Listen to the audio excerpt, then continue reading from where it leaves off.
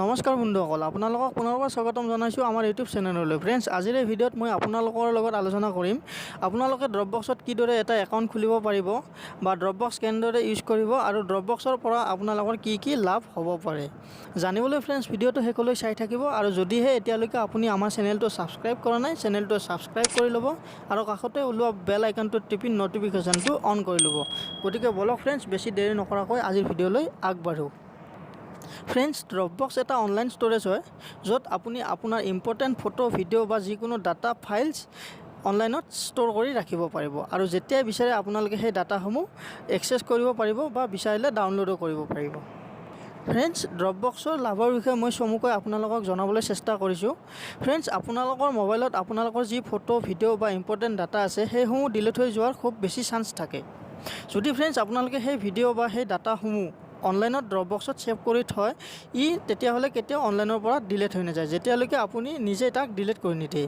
ধৰি লওক ফ্ৰেণ্ডছ, আপোনাৰ মোবাইলটো হঠাতে বেয়া হৈ গ'ল বা আপোনাৰ মোবাইলটো চুৰি হৈ গ'ল আৰু আপোনালোকক সেই ডাটা বা সেই ডাটা ভিডিঅ' ফাইলসমূহৰ খুবেই বেছি প্ৰয়োজন, তেতিয়াহ'লে আপুনি আপোনাৰ ড্ৰপবক্সৰ ID আৰু পাছৱৰ্ডটো এণ্টাৰ কৰি যিকোনো মোবাইল বা লেপটপৰ পৰা সেই ডাটাসমূহ বা সেই ফটো, ভিডিঅ'সমূহ এক্সেছ কৰিব ল'ব পাৰিব আৰু বিচাৰিলে ডাউনলোড কৰি ল'বও পাৰিব।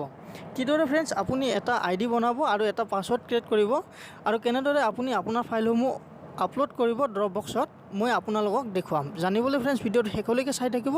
গতিকে বলক ফ্ৰেণ্ডছ, মই আপোনালোকক মোৰ মোবাইল স্ক্ৰীণত দেখুৱাবলৈ চেষ্টা কৰিছোঁ।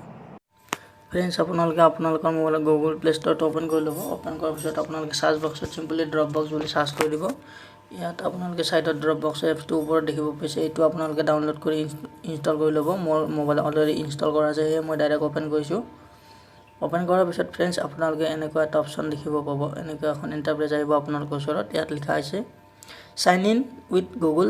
আপোনালোকে আপোনালোকৰ গুগল জিমেইল IDৰ পৰা এইটো লগ ইন কৰিব পাৰে, নহ'লে বা আপোনালোকে যেতিয়া আইফোন মোবাইল চলাই আছে তেতিয়াহ'লে আপোনালোকে আইফোন IDৰ পৰাও এইটো লগ ইন কৰিব পাৰিব। আৰু যদি আপোনালোকে নতুন একাউণ্ট ক্ৰিয়েট কৰিব বিচাৰে তেতিয়াহ'লে আপোনালোকে চিম্পলি চাইন আপত ক্লিক কৰি দিব। চাইন আপত ক্লিক কৰাৰ পিছত ফ্ৰেণ্ডছ আপোনালোকৰ দেখিব পাইছে ওপৰত ফাৰ্ষ্ট নেম, আপোনালোকৰ নাম বিচাৰি আছে, আপোনালোকে ইয়াত আপোনালোকৰ নামবিলাক বহুৱাই দিব। তলত আপোনালোকৰ লাষ্ট নেম, আপোনালোকে লাষ্ট নেমটো বহুৱাব। তাৰ তলত আপোনালোকে ইমেইল ID বিচাৰিছে, ইমেইল IDটো আপোনালোকে ইয়াত লিখি দিব, আপোনাৰ নিজৰ ইমেইল IDটো। ইমেইল ID লিখাৰ পিছত ফ্ৰেণ্ডছ তলত দেখিব পাইছে আপোনালোকে এটা পাছৱৰ্ড, ইয়াত আপোনালোকে এটা পাছৱৰ্ড ৰাখিব লাগিব। পাছৱৰ্ডটো আপোনালোকে নিজৰ হিচাপমতে ৰাখি ল'ব। মই মোৰ পাছৱৰ্ডটো ৰাখি দিছোঁ।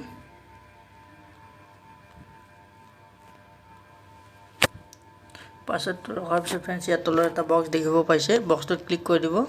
ক্লিক কৰি ইয়াত তলত দেখিব পাইছে, ক্লিক কৰাৰ পিছত আপোনালোকে ইয়াত তলত দেখিব পাইছে ক্ৰিয়েট একাউণ্ট, আপোনালোকে চিম্পলি ক্ৰিয়েট একাউণ্টত ক্লিক কৰি দিব।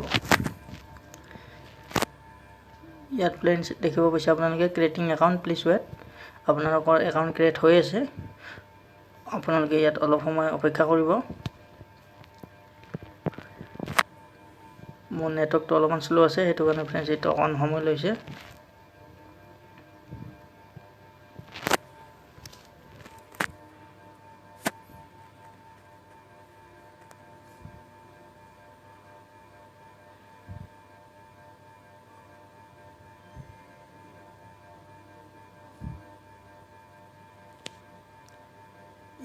ইয়াত আপোনালোকে দেখিব পাইছে ফ্ৰেণ্ডছ আপোনালোকৰ একাউণ্ট ক্ৰিয়েট হৈ গৈছে অলৰেডি। ইয়াত আপোনালোকে লিখা আছে শ্ব'জ ইয়ৰ ড্ৰপবক্স প্লেন, সেইটো আপোনালোকে ওপৰত লেফ্ট ছাইডৰ ওপৰত দেখিব পাইছে, ইয়াত এইটো কাটি দিব। কাটি দিয়াৰ পিছত এনেকৈ এটা অপশ্যন ওলাব, আপোনালোকে এইটো চিম্পলি স্কিপ কৰি দিব। আকৌ এবাৰ স্কিপ আপোনালোকে কৰিব লাগিব, এইটো স্কিপ কৰি দিব। স্কিপ কৰাৰ পিছত আপোনালোকে ইয়াত ফ্ৰেণ্ডছ দেখিব পাইছে অনুপম নাথ, আপোনালোকৰ ইমেইল ID আৰু নাম ওপৰত দেখুৱাব। ইয়াত আপোনালোকে 2 GB ফ্ৰী স্পেচ ইউজ কৰিব পাৰিব।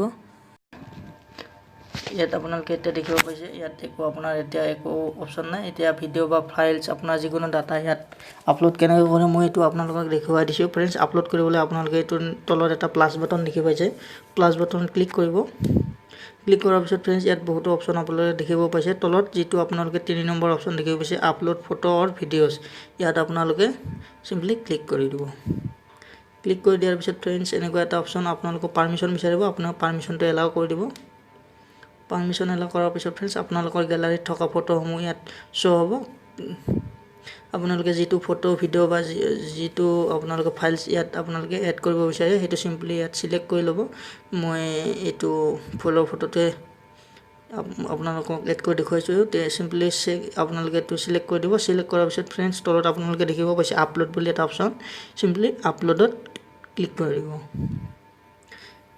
আপলোডত ক্লিক কৰাৰ পিছত ফ্ৰেণ্ডছ আপোনালোকে ইয়াত দেখিব পাইছে আপোনাৰ ফাইলছটো আপলোড হৈ আছে। হয় ফ্ৰেণ্ডছ দেখিব পাইছে ইয়াত আপোনালোকে মোৰ ফাইলছ অলৰেডি আপলোড হৈ গ'ল। এনেদৰে আপোনালোকে আপোনালোকৰ ডাটাসমূহ ফটো ভিডিঅ'সমূহ এনেকৈ আপোনালোকে ইয়াত এড কৰিব পাৰিব। এতিয়া মই মোৰ গেলাৰীখন খুলি আপোনালোকক দেখুৱাই দিছোঁ।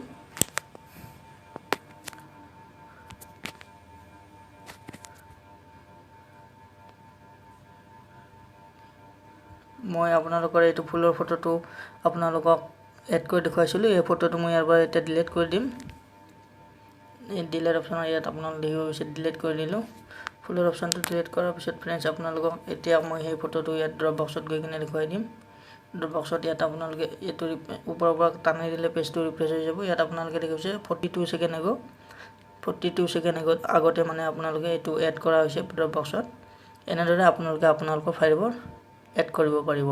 আৰু বিচাৰে যদি আপোনালোকে এইটো ডাউনলোড কৰিব বিচাৰিলে ফটোটোৰ একেবাৰে সোঁহাতত তলত 3টা ডট দেখি পাইছে ইয়াত আপোনালোকে ক্লিক কৰিব। ইয়াত আপোনালোকে বহুত অপশ্যন দেখি পাইছে, বিচাৰিলে ডিলিট কৰিব পাৰিব। ইয়াত আপোনালোকে এটা অপশ্যন দেখিব পাব এক্সপোৰ্ট বুলি তলত ডিলিটৰ ওপৰত। এক্সপোৰ্টত চিম্পলি ক্লিক কৰিব। এক্সপোৰ্টত ক্লিক কৰাৰ পিছত ফ্ৰেণ্ডছ আপোনালোকৰ এনেকৈ অপশ্যন আহিব। আপোনালোকে এইটো যদি ডাইৰেক্ট শ্বেয়াৰ কৰিব খোজে শ্বেয়াৰ কৰিব পাৰে। যদি আপোনালোকে মোবাইলত ছেভ কৰিব বিচাৰে তেতিয়াহ'লে ছেভ টু ডিভাইচত ক্লিক কৰি দিব।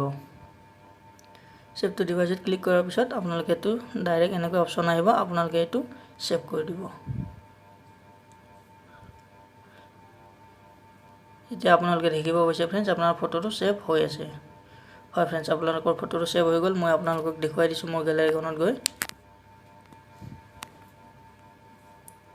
ইয়াত আপোনালোকে দেখিব পাইছে ফ্ৰেণ্ডছ মই এইটো ফটো এতিয়া ডাউনলোড কৰা ফটোটো প্ৰথম ফটো যিটো দেখিব পাইছে সেইটো মই আপোনালোকৰ এতিয়া ডাউনলোড কৰিলোঁ। ফ্ৰেণ্ডছ এনেদৰে আপোনালোকে আপোনালোকৰ ডাটাসমূহ ড্ৰপ বক্সৰ অনলাইনত ছেভ কৰিব পাৰিব আৰু বিচাৰিলে ডাউনলোডো কৰিব পাৰিব। ফ্ৰেণ্ডছ আশা কৰিছোঁ ভিডিঅ'টো আপোনালোকে চাই ভাল পাইছে। আপোনালোকে ভিডিঅ'টো কেনেকুৱা পালে কমেণ্টত নিশ্চয় জনাব। আৰু ফ্ৰেণ্ডছ এনেকুৱা ভিডিঅ' পাই থাকিবলৈ আমাৰ চেনেলটো যদি এতিয়ালৈকে আপোনালোকে ছাবস্ক্ৰাইব কৰা নাই ছাবস্ক্ৰাইব কৰি ল'ব আৰু কাষতে ওলোৱা বেল আইকনটো টিপি নটিফিকেশ্যনটো অন কৰি ল'ব। আজিলৈ ইমানেই ফ্ৰেণ্ডছ, জয় আই অসম।